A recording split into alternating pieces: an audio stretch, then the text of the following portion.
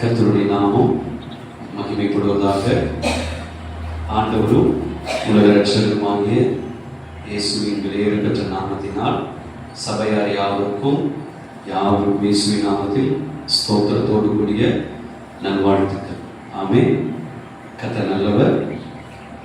இந்த நாளில் கூட நமக்கு இந்த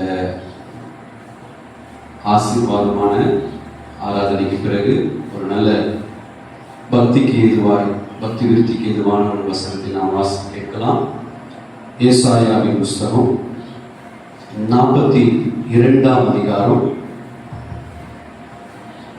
3வது வசனத்தை நாம் ஆதாரமாய் எடுத்து வாசித்து சில காரியத்தை நாம் தியானிக்கலாம். அவர் நெருங்க நாளை முறியாமலும் மங்கி எரிகிற திரியை அணையாமலும் நியாயத்தை உண்மையாய் வெளிப்படுத்துவார். ஆமென். அல்லேலூயா. எல்லா கரங்களை உயர்த்தி அல்லேலூயா. ஆமென். விசேஷமா இந்த நாளில் கூட ஏசாயா 42ஆம் அதிகாரம் 3ஆம் வசனத்தின் அடிப்படையில் தான் நான் உங்களோடு கூட பேச விரும்புகிறேன். அவர் நெறிந்த நாணலை முறியாமல், மங்கி எரிகிற திரியை அணையாமல், நியாயத்தை உண்மையாக வெளிப்படுத்துவார் அப்படின்னு வாசிக்கிறோம். இந்த வசனத்தினுடைய முதல் பகுதியை நாம் வாசித்து இதிலிருந்து சில தியானங்களை நாம் கவனிப்போம். இந்த 42ஆம் அதிகாரம், ஏசாயா 42ஆம் அதிகாரம் மேசியாவை குறித்து தீர்க்க தரிசன செய்தி, மேசியாவுடைய ஊழியம், ஆண்டவராகிய இயேசு கிறிஸ்துவை குறித்ததான அவருடைய ஊழியத்தை குறித்ததான விவரங்களை இந்த அதிகாரம் முழுவதும் நாம் படிக்க முடியும். இந்த நாளில் கூட உங்களுடைய விசுவாசத்தோடு கூட இந்த வசனம் உங்களுடைய பரிசுத்த வாழ்க்கைக்கு ஏதுவாய் இந்த வசனம் கிரியை செய்யும்படிக்கு நான் வாழ்த்துகிறேன். நெறிந்த நாணலை முறிக்காத தேவன் நம்முடைய தேவன். இந்த நெறிந்த நாணல் அப்படிங்கிறதை குறித்து வேத புஸ்தகத்தில் அநேக காரியத்தை நாம் சொல்ல முடியும்.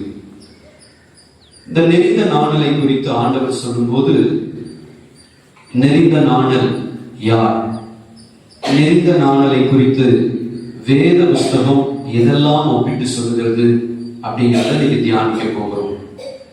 இந்த நெறிந்த நாணலை குறித்து ஆண்டவர் ஒரு திட்டத்தை வைத்திருக்கிறார்.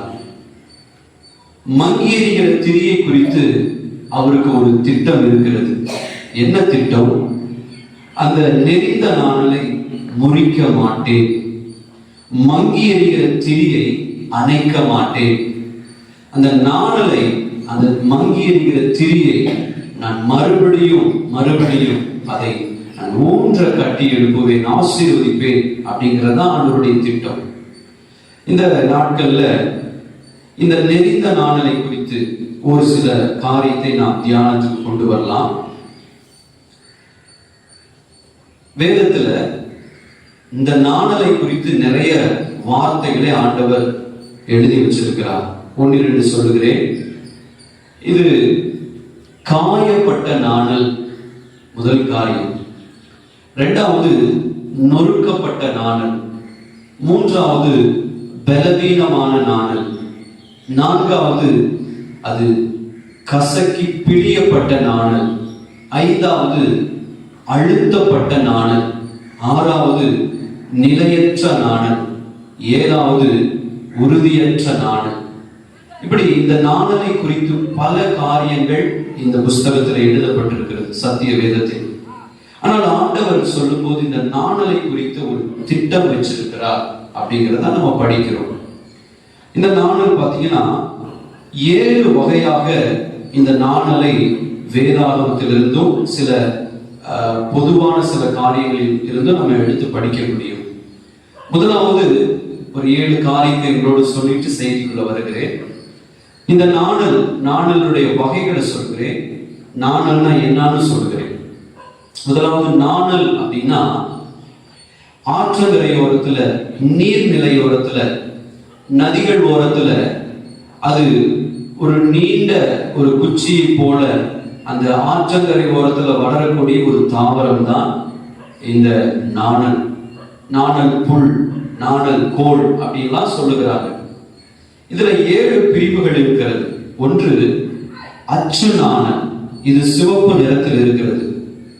இரண்டாவது எபே நாணல், இது கூடைகள் பின்னப்படுவதற்காகவும் வேலைகள் வீட்டு வேலைகள் சம்பந்தப்பட்ட செய்வதற்காகவும்.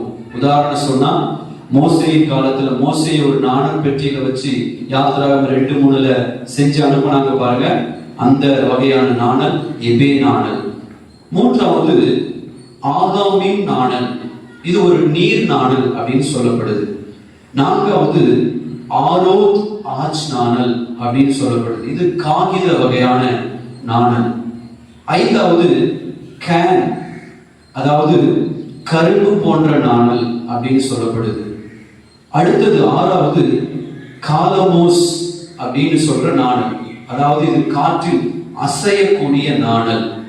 7வது ஆக்ரோஸ் ஆக்சோரஸ் அப்படின்னு இத சொல்லப்படுது, நறுமணம் தரக்கூடிய நாணல். அப்படின்னு அந்த 7 வகையான நாணல்கள் நம்முடைய வேதாகமத்தில் இருந்தும் நம்முடைய சில குறிப்புகள் வழியாகவும் நம்ம பார்க்க முடியும். இன்னைக்கு உங்களோடு பேசுகிற நான் ஒரு காரியத்தை, அவர் நெறிந்த நாணலை என்ன செய்வதில்லை, முறிப்பதில்லை. அல்லேலூயா. நம்முடைய ஆண்டவர் நெறிந்த நாணல், நெறிந்த நாணல்னா காயப்பட்ட நாணல் அப்படின்னு பொருள், நொறுக்கப்பட்ட நாணல் பொருள். அப்படியானால் காயப்பட்ட நாணல், நொறுக்கப்பட்ட நாணலை அவர் முறிப்பதில்லை. ஒரு வசனத்தை வாசிச்சு அதிலிருந்து இந்த செய்திக்கு நாம் வரலாம். முதலாக மத்தேயு சுவிசேஷம் 11ஆம் அதிகாரம் அதனுடைய 7ஆம் வசனத்திலிருந்து 10வது வசனம் வரைக்கும் வாசிக்க கேட்கலாம். அவர்கள் போன பின்பு இயேசு யோவானை குறித்து ஜனங்களுக்கு சொன்னது என்னவென்றால் எதை பார்க்க வனாந்திரத்திற்கு போனீர்கள், காற்றினால் அசையும் நாணலையோ? அல்லவென்றால் எதை பார்க்க போனீர்கள், மெல்லிய வஸ்திரம் தரித்த மனுஷனையோ? மெல்லிய வஸ்திரம் தரித்திருக்கிறவர்கள் அரசர் மாளிகைகளில் இருக்கிறார்கள். அல்லவென்றால் எதை பார்க்க போனீர்கள், தீர்க்கதரிசியோ? ஆம், தீர்க்கதரிசியை பார்க்கிலும் மேன்மை உள்ளவனையே என்று உங்களுக்கு சொல்கிறேன். 10வது வசனம். அது எப்படி எனில் இதோ நான் என் தூதனை உனக்கு முன்பாக அனுப்புகிறேன். அவன் உமக்கு முன்னே போய் உமது வழியை ஆயத்தம் பண்ணுவான் என்று எழுதிய வாக்கியத்தால் குறிக்கப்பட்டவன் இவன்தான் அப்படின்னு ஆண்டவர் சொல்லுகிறார். இந்த சம்பவத்திலிருந்து நான் உங்களோடு கூட சில வார்த்தைகள் சொல்லுகிறேன். இந்த நாளுடைய செய்தியினுடைய தலைப்பு நாணல் அப்படிங்கிறது தான் இந்த நாளுடைய செய்தி. மத்தேயு 11ஆம் அதிகாரத்துல யோவான் ஸ்நானகன், அவன் அந்த தேவ மனிதர் சிறைச்சாலையில் இருக்கிறார். அந்த சிறைச்சாலையில் இருக்கும்போது யோவான் ஸ்நானகனை குறித்து ஒரு நல்ல உயர்ந்த நல்ல நற்சாட்சியை ஆண்டவராகிய இயேசு கொடுக்கிறதை நாம் கவனிக்கிறோம். இந்த 10வது வசனத்துல தூதன் அப்படின்னு சொல்லப்பட்ட அந்த வார்த்தை ஏஞ்சல் கிடையாது, யோவான் ஸ்நானகனை குறித்து சொல்லப்பட்ட வார்த்தை தான் அந்த வார்த்தை. சரி, 7வது வசனத்துல நாம் வாசிக்கிறோம், அவர்கள் போன பின்பு இயேசு யோவானை குறித்து ஜனங்களுக்கு, யோவான் அப்படின்னா யோவான் ஸ்நானகன், யோவான் ஸ்நானகனை குறித்து ஜனங்களுக்கு சொன்னது என்னவென்றால், எதை பார்க்க வனாந்திரத்துக்கு போனீர்கள், காற்றினால் அசையும் நாணலையோ? அல்லவென்றால் எதை பார்க்க போனீர்கள், மெல்லிய வஸ்திரம் தரித்த மனுஷனையோ?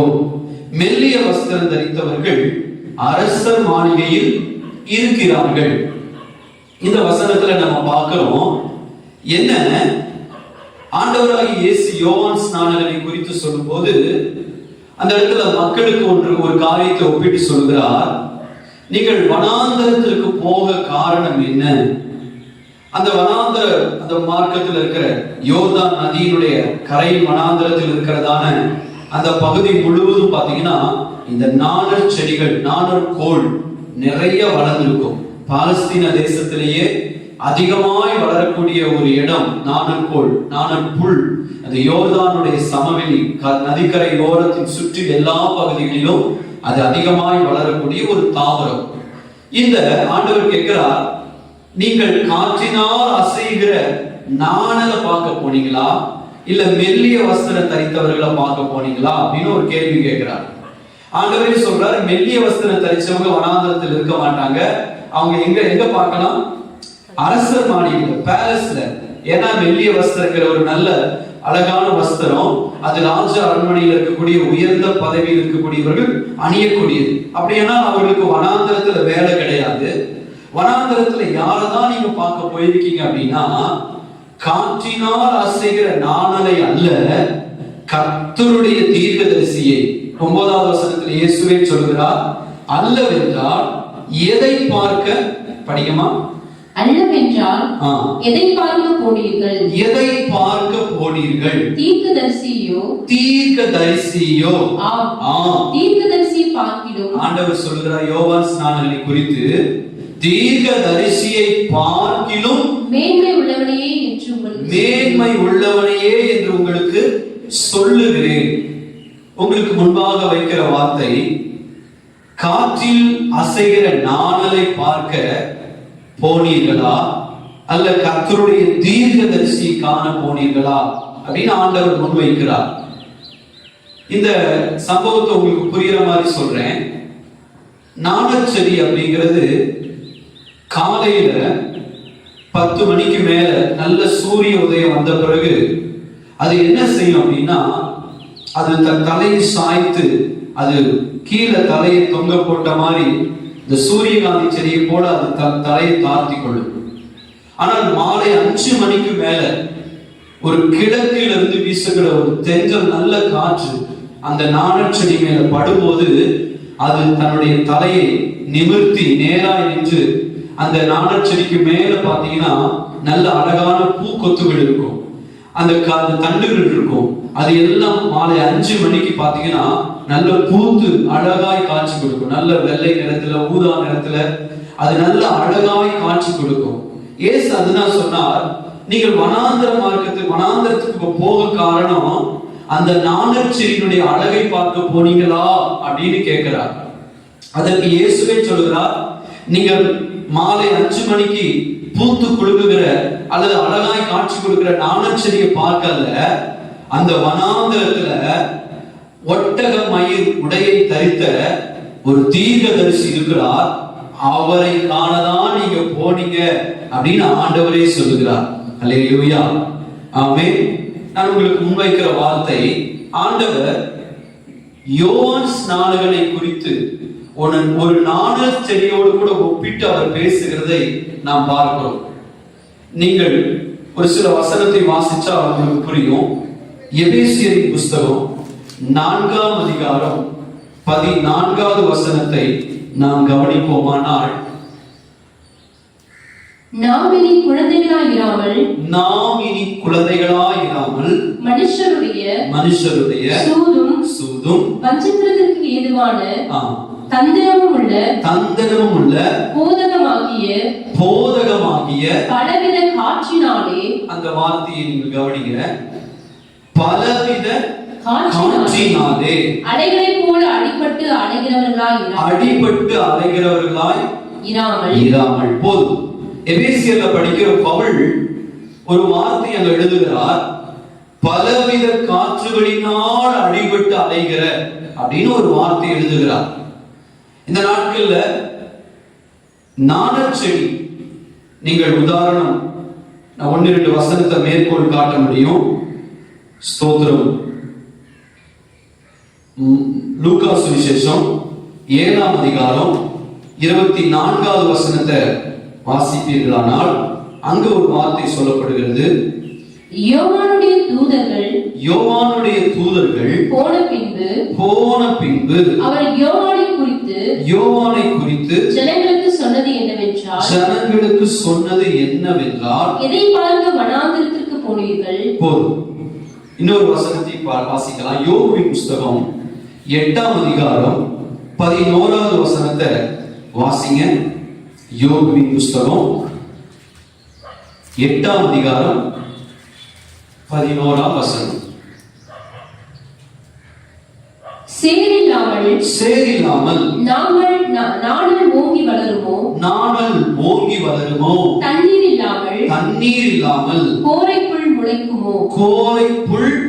முளைக்குமோ அப்படின்னு ஒரு கேள்வி. அப்படியானால் இந்த வசனத்திலிருந்து நாம் கவனிக்கிறது வார்த்தை என்னவென்றால், இந்த நாணல் செடியானது, நாணல் புல்லானது காற்று அசைகிற இடமெல்லாம் இது அசையக்கூடிய ஒன்று. இந்த நாணல் செடி குறித்து ஒன்று சொல்லிட்டு நான் செய்து கொள்கிறேன்.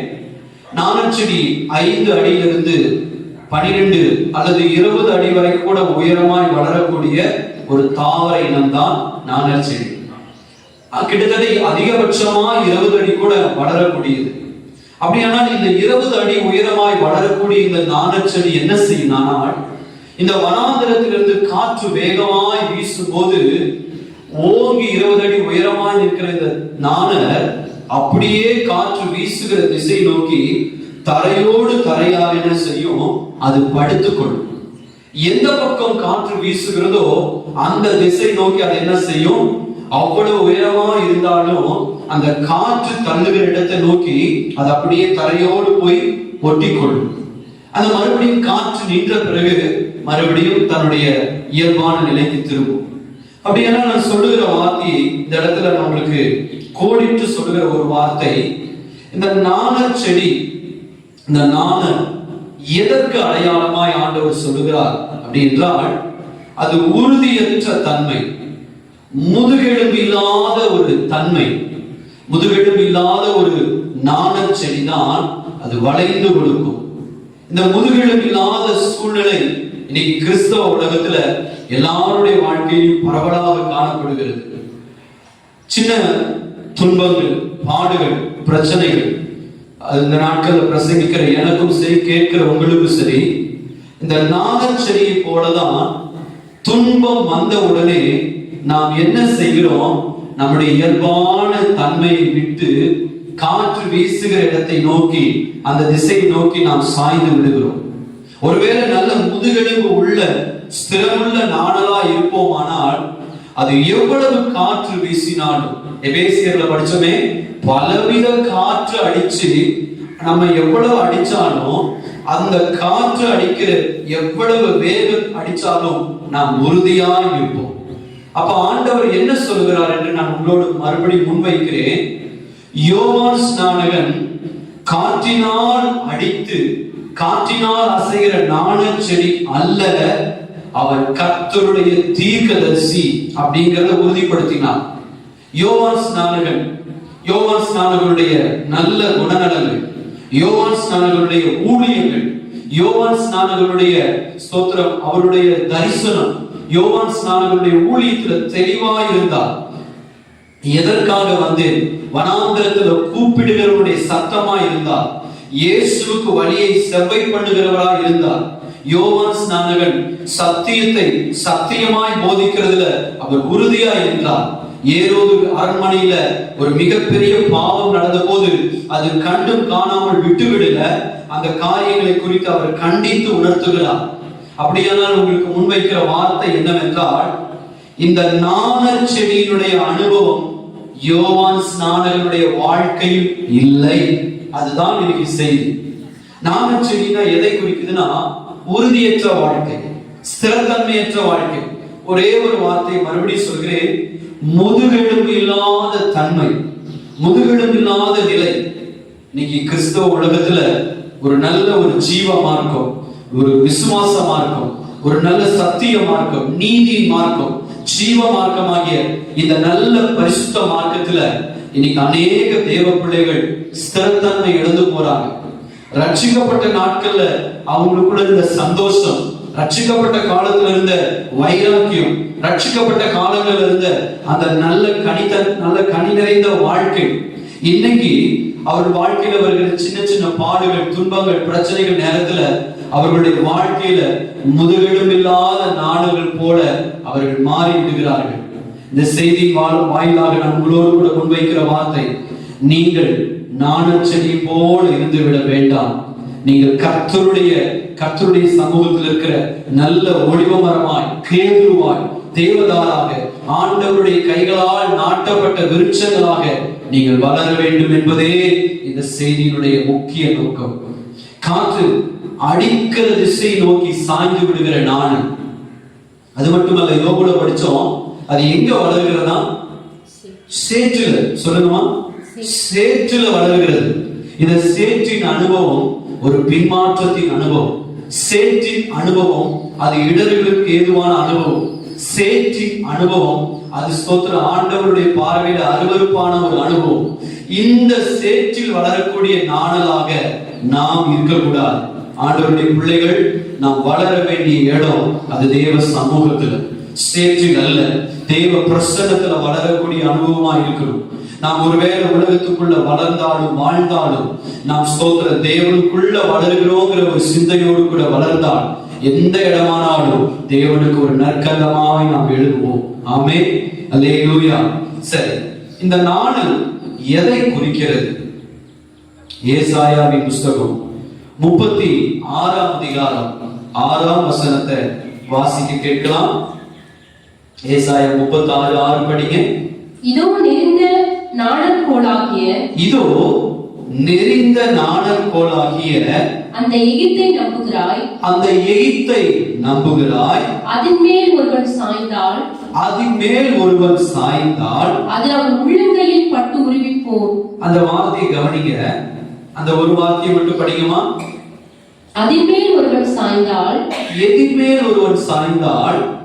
முன்னாடி அப்படியே படிச்சுக்கணும். நெறிந்த நாணல் அப்படிங்கிற வார்த்தை எகிப்து தேசத்தோடு ஒப்பிட்டு ஆண்டவர் சொல்லுகிறார். நெறிந்த நாணலாகிய எகிப்தை நம்புகிறார். அதனுடைய பொருள் என்னன்னா, எகிப்தாகிய நாணலை நீ நம்பாதே. எகிப்தின் நாணல் ஒரு நாள் உன்னுடைய நம்பிக்கை அது உடைத்து விடுங்கிற வசனத்தை தான் நாம் படிக்கிறோம். எசேக்கியேலின் புஸ்தகம் 29ஆம் அதிகாரம் 6ஆம் வசனத்தை வாசிப்போம். அப்பொழுது எகிப்தின் தேசத்தின் குடிகள் எல்லாரும் நான் கர்த்தர் என்று அறிந்து கொள்வார்கள். அவர்கள் இஸ்ரவேல் வம்சத்தாருக்கு நாணல் கோலாய் இருந்தார்களே. ஏறத்தாழ 400 ஆண்டுகள் இஸ்ரவேல் ஜனங்கள் எகிப்து நாட்டில் இருந்தாங்க. எகிப்து நாட்டில் இஸ்ரவேல் ஜனங்கள் இருந்த போது இந்த எகிப்தியர் இஸ்ரவேல் ஜனங்களுக்கு எப்படிதான் இருந்தாங்கன்னா, ஒரு நாணல் போலதான் இருந்தாங்க. எப்படி நாணல்? ஒரு சேற்றின் அனுபவம். ஒரு நாணல் காற்று அடிக்கிற இடத்தை அசைந்து கொடுக்கிற அனுபவங்கள், உறுதியற்ற தன்மை, ஒரு ஸ்தோத்திரன், ஒரு நிச்சயமற்ற தன்மை. இப்படிதான் எகிப்தியர்கள் இஸ்ரவேலருக்கு காட்சி கொடுத்தார்கள். இன்னைக்கு நான் உங்களோடு சொல்ற வார்த்தை, நீங்களும் நானும் கர்த்தருக்கு முன்பாக இப்படிப்பட்ட நாணலை போல வளர வேண்டாம். நீங்களும் நானும் கர்த்தர் நமக்கு கொடுக்கப்பட்ட தேவ சபையில நாம் இப்படிப்பட்ட நாணல்களா இருக்கக்கூடாது. நாம் கர்த்தருடைய சமூகத்தில் வளருகிற ஒளிவ மரங்களாய் நாம் வளர வேண்டும். ஆமென். நான் மறுபடியும் செய்தியில இது யோவான் ஸ்நானகனை குறித்த ஒரு வார்த்தை சொல்லுகிறேன். யோவான் ஸ்நானகன் அவருடைய பிரசங்கம், அவருடைய ஜீவியம், அவருடைய வாழ்க்கை, நீங்க எல்லா பக்கமும் திருப்பி பாருங்கள். யோவான் ஸ்நானகனை போல அந்த ஸ்தோத்திரம் இருண்ட காலத்துல உறுதியாய் வாழ்ந்தவர்கள் ஒருவரும் கிடையாது. ஏசப்பாவை நம்முடைய ஆண்டவரே சொல்லுகிறார், பழைய ஏற்பாட்டு காலத்துல இருக்கிற எல்லா தீர்க்கதரிசிகளை விட இந்த யோவான் ஸ்நானகன் தான் மேன்மை உள்ளவர் என்று இயேசுவே சொல்லுகிறார். அப்படியானால் இந்த மேன்மையான தீர்க்கதரிசி, இந்த தேவனுடைய தூதன் என்று சொல்லப்பட்ட இந்த மனுஷன், நீங்க ஒரு கவனிச்சீங்கன்னா, யோவான் ஸ்நானகன் வஸ்திரத்துல அவர் ஸ்தோத்திரம் உறுதியா இருந்தார். எனக்கு ஒட்டகமயில் உடை போதும் அப்படிங்கிற ஒரு பிரதிஷ்டையில அவர் உறுதியா இருந்தார். அவர் சாப்பிடுகிற ஆகாரம் ஒரு வகையான கிழங்கு, வெட்டுக்கிளி அல்ல, அது ஒரு வகையான கிழங்கு, தேன். அந்த காட்டில் இருக்கிறதான எளிய உணவாகிய அந்த உணவுகளை இந்த யோவான் ஸ்நானகன் சாப்பிட்டார். உணவுல ஒரு உறுதி, பிரதிஷ்டை. அவருடைய வஸ்திரத்துல ஒரு பிரதிஷ்டை, அவருடைய உபதேசத்துல அவர் பிரதிஷ்டை. உறுதியா நின்னா அவர் உபதேசத்துல ஒரு நாணல போல யாருக்கும் வளைஞ்சு கொடுக்கல. ஏரோதியாள் தலையை துண்டிக்கக்கூடிய சூழ்நிலை வந்தாலும் உபதேசத்தை உபதேசமாய் சொன்னவர் தான் யோவான் ஸ்நானகன். அவர் உபதேசம் உறுதித்தன்மை, ஊழியம் உறுதித்தன்மை, ஜீவியம் உறுதித்தன்மை. இந்த வார்த்தை உங்களுக்கு முன்வைக்கிற வார்த்தை, ஒருவேளை இந்த செய்தியை உலகத்தினுடைய எந்த பாகத்திலிருந்து, உலகத்தினுடைய எந்த நாட்டிலிருந்து நீங்க கேட்டாலும் இந்த வார்த்தையை நீங்கள் கோடிட்டு கொள்ளுங்கள். நீங்க செய்கிறதான, தாழ்மையோடு சொல்லுகிறேன், நீங்க செய்கிறதான உங்களுடைய ஊழியத்தை விட உங்கள் ஜீவியத்தையே கர்த்தர் எதிர்பார்க்கிறார். நீங்கள் கோடி ரூபாய் கொடுத்தாலும் அல்லது லட்சக்கணக்கான ரூபாய்க்கு செக் எழுதி கொடுத்தாலும், ஸ்தோத்திரம், நீங்க உங்களுடைய ஆலயங்கள்ல அல்லது நம்முடைய ஆலயத்துல நீங்க அரிய பெரிய காரியத்தை ஆண்டவருக்காக செஞ்சாலும், கண் விழிச்சு இரவு பகலுமாய் ஆலயத்தை கட்டி எழுப்ப உதவி செஞ்சாலும், ஆலயத்துக்கு தேவையான பொருட்களை வாங்கி கொடுத்தாலும், ஊழியத்துல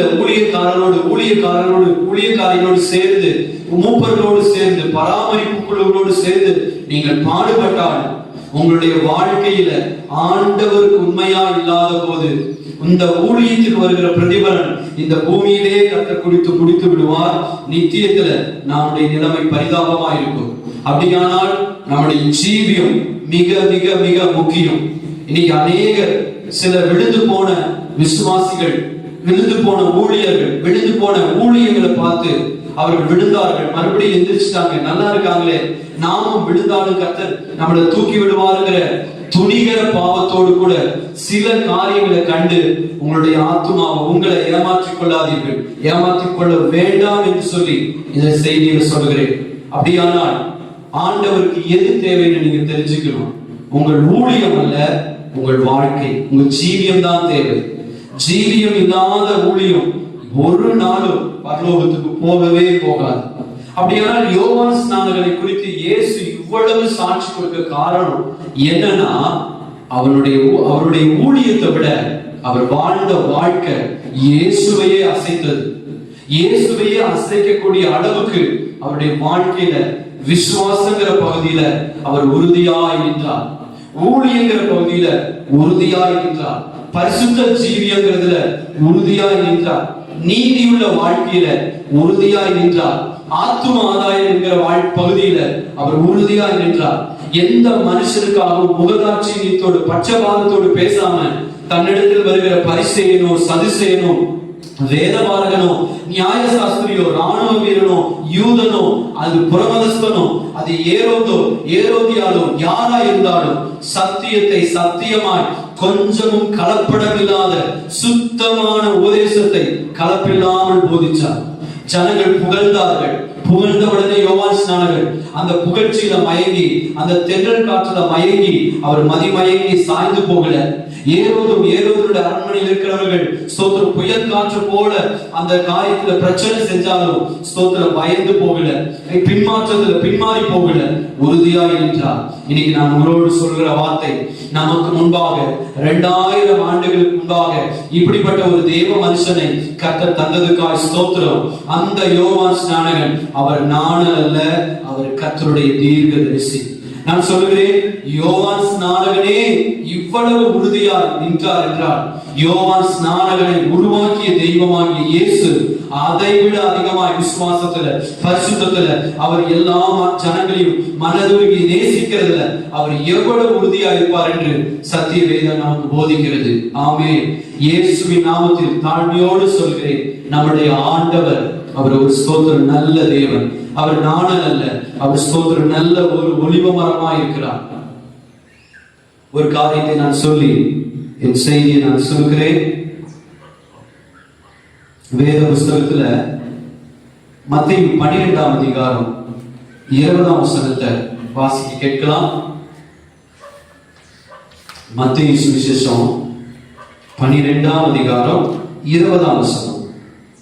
வாக்கு அவர் நியாயத்திற்கு ஜெயம், அதேதாமா, ஜெயம் கிடைக்க பண்ணுகிற வரை, அவர் நியாயத்திற்கு ஜெயம் கிடைக்க பண்ணுகிற வரைக்கும் எரிந்த நாணலை நாணலை நெறிந்த நாணலை முறிக்காமலும் மங்கி எரிகிற திரியை அணைக்காமலும் இருப்பார். அல்லேலூயா. இந்த வசனத்துல ஏசாயா சொல்லுகிற வார்த்தை மத்தேயு இதே அதிகாரம் 12ஆம் அதிகாரம் 17ஆம் வசனத்திலிருந்து 21ஆம் வசனம் வரைக்கும் நீங்க படிச்சீங்கன்னா இதனுடைய முகவர் ஒரு விளக்கம் புரியும். இந்த இடத்துல 21ஆம் வசனத்தையும் படிச்சிருங்க. அவருடைய நாமத்தின் மேல், அதாவது இயேசுவின் நாமத்தின் மேல் புறஜாதியார் நம்பிக்கையாய் இருப்பார்கள் என்பதே. ஆமென். இந்த நாட்கள் சொல்ற வார்த்தை புறஜாதியார்கள் இயேசு கிறிஸ்து என்கிற அந்த உன்னத பரிசுத்த நாமத்தின் மேல், நம்முடைய ஆண்டவராக இயேசுவின் நாமத்தின் மேல் நம்பிக்கை வைக்க காரணம் என்னவென்றால், இந்த இருண்ட காலம் என்று சொல்லக்கூடிய மல்கியா புஸ்தகத்திற்கும் மத்தேயு சுவிசேஷத்திற்கும் இடைப்பட்ட 400 ஆண்டுகள் இருண்ட காலம். உலகத்திற்கு இயேசுவின் அன்பு, இயேசுவினுடைய வல்லமை அல்லது இயேசுவின் வார்த்தை, இயேசுவினால் செய்யப்படுகிற அற்புத அடையாளங்கள், வெளிச்சம் பூமிக்கு வராமல் இருந்த காலம் அந்த இருண்ட காலம்.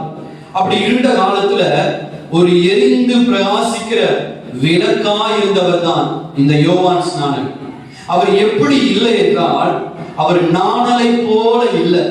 அதனாலதான் புறஜாதியார்கள் இயேசுவின் நாமத்தை நம்பிக்கை வைத்தார்கள்.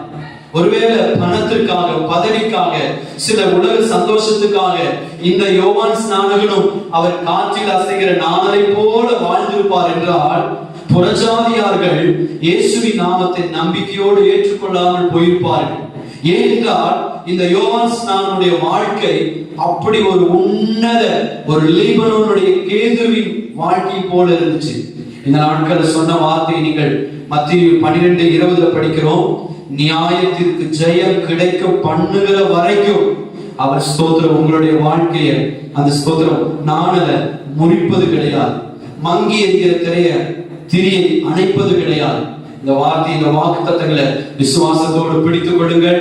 நம்முடைய ஆண்டவராக இயேசு அவர் நல்ல ஆண்டவர். மறுபடியும் சொல்லுகிறேன், யோவான் ஸ்நானகனுடைய வாழ்க்கை அவ்வளவு உறுதியா இருந்தது. அதே போல நம்முடைய வாழ்க்கை இருக்கும் என்று இருக்குமானால் இதே ஆசீர்வாதம் ஏசாயா 42:3 படியும் மத்தேயு 12:20 படி அவர் ஸ்தோத்திரம் மங்கி எரிகிற திரியை, நெறிந்த நாணலை அவர் முறிப்பதில்லை, அவர் அணைப்பதில்லை. ஆமென். அல்லேலூயா. ஒரு வார்த்தை கூட சொல்லுகிறேன். அந்த வசனத்தை நம்ம வாசிப்போமானால் நமக்கு இன்னொரு புரியும். 2 ராஜாக்கள் 18ஆம் அதிகாரம் 21வது வசனத்தை நாம் கவனத்துக்கு கொண்டு வரலாம். இதோ நெறிந்த நாணல் கோலாகிய, நெறிந்த நாணல் கோல் போல், நெறிந்த நாணல் கோல். ஸ்தோத்திரம். லூக்கா சுவிசேஷம் 7ஆம் அதிகாரம் 24வது வசனம் 25வது வசனத்தை படிங்க. யோவானுடைய தூதர்கள் போன பின்பு, யோவானுடைய தூதர்கள் போன பின்பு அவர் யோவானை குறித்து ஜனங்களுக்கு சொன்னது என்னவென்றால், எதை பார்க்க வனாந்தரத்திற்கு போனீர்கள்? எதை பார்க்க வனாந்தரத்துக்கு போனீர்கள்? காற்றினால் அசையும் நாணலையோ, காற்றினால் அசைகிற நாணலையோ அல்லவென்றால் எதை பார்க்க போனீர்கள்? எதை பார்க்க போனீர்கள்? மெல்லிய வஸ்திரம் தரித்த மனுஷனையோ, மெல்லிய வஸ்திரம் தரித்த மனுஷனையோ, அலங்கார வஸ்திரம் தரித்து செல்வமாய் வாழுகிறவர்கள் அரசர் மாளிகையிலே இருக்கிறார்கள். சரி, கவனிங்க. இங்க நம்ம படிச்சோம், இதுதான் மத்தேயு 11ஆம் அதிகாரத்தில் எழுதப்பட்டது. அப்படியானால் இந்த நாட்கள்ல இந்த நாணல் யோவான் ஸ்நானங்களை குறித்து ஆண்டவர் இந்த நாணல் செடியோடு கூட யோவான் ஸ்நானங்களை ஒப்பிட்டு பேசும்போது, இந்த நாணல் காற்றினால் அசைகிறது போல யோவான் ஸ்நானகன் அசையவில்லை அப்படின்னு ஒன்று சொல்கிறார். இரண்டாவது, சேற்றில் வளரக்கூடிய நாணலை போல இல்ல, அவர் தேவனுடைய ஸ்தோத்திர சமூகத்துல வளர்ந்த, வனாந்தரத்துல வளர்ந்தாலும் தேவ சமூகத்துல வளர்ந்த ஒரு தேவ மனுஷனாய் யோவான் ஸ்நானகன் இருந்தார். அப்ப இரண்டாவது ஸ்தோத்திர இந்த யோவான் ஸ்நானகன் தேவ சமூகத்தில் வளர்ந்தவர். அப்ப முதலாவது சொல்லுகிறேன், முதுகெலும்பு இல்லாமல் காற்று வீசுகிற இடமெல்லாம் அசைகிற கிறிஸ்தவர்களாய் நாம் இருக்கக்கூடாது. நமக்குன்னு ஒரு உபதேசம் இருக்கு. கிறிஸ்தவ உலகத்திற்கு, பெந்தேகோஸ்தே சபைக்கு, பெந்தேகோஸ்தே மார்க்கத்திற்கு, சபையில் இருக்கிற ஒவ்வொரு தேவ ஜனத்துக்கு ஆண்டுடைய நாமத்தில் சொல்கிறேன், அப்போஸ்தலர் 2ஆம் அதிகாரம் 38ஆம் வசனத்திலிருந்து கடைசி வசனம் வரைக்கும் சொல்லப்பட்ட 10 விதமான சத்தியங்கள் நமக்கு முதுகெலும்பாக அப்போஸ்தல உபதேசமாக ஆண்டவர் கொடுத்திருக்கிறார்.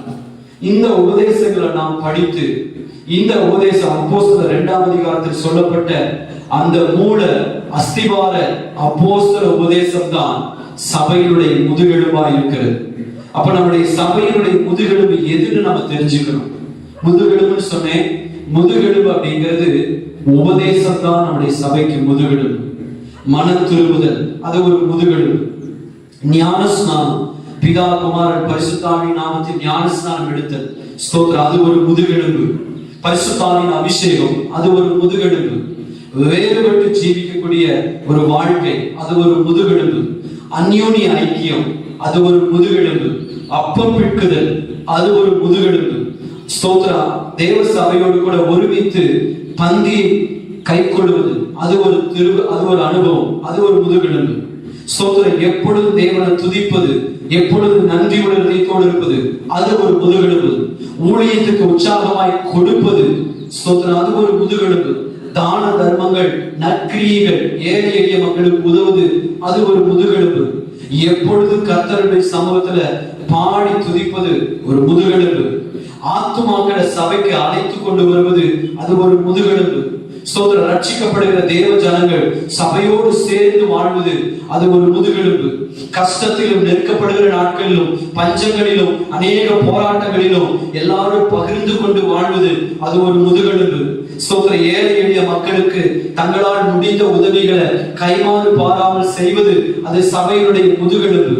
ஆதி சபையில ஸ்தோத்திரம், எல்லா ஜனங்களும் ஒருமித்து எப்பொழுது தேவனுக்கு உற்சாகமாய் ஊழியம் செய்தது ஒரு முதுகெலும்பு. இப்படிப்பட்ட அநேக சத்தியங்கள் தான் நமக்கு முதுகெலும்பாய் தேவன் கொடுத்திருக்கிறார்.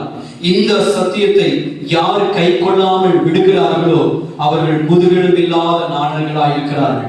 நீங்கள் ஸ்தோத்திரம் முதுகெலும்பு உடையவர்களாய் இருப்பீர்கள் என்றால், நான் முதுகெலும்புடைய ஒரு ஊழியனாய், நம்முடைய சபை முதுகெலும்பு உள்ள ஊழியமாய் இருக்குமானால் நம்முடைய சபையை இதெல்லாம் போதிப்போம். இதை போதிக்காத சபையும், இதை விசுவாசிக்காத ஊழியரும், இதை ஏற்றுக்கொள்ளாத விசுவாசிகளும் நிச்சயமாய் காற்றில் அசைகிற நாணல் போல இருக்கிறார்கள்.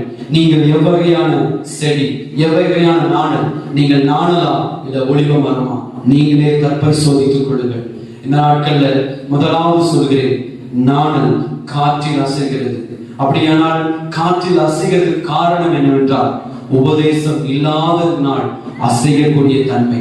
உபதேசம் இருக்கும் என்றால், சத்தியம் இருக்கும் என்றால் அவர்கள் அசைய மாட்டார்கள். இரண்டாவது, பின்மாற்ற ஜீவியம், சேற்றின் அனுபவம். அது ஸ்தோத்திரம், இந்த நாணல் செடி சேற்றில் வளர்கிறது என்றால் அது ஸ்தோத்திரம் பின்மாற்றம்.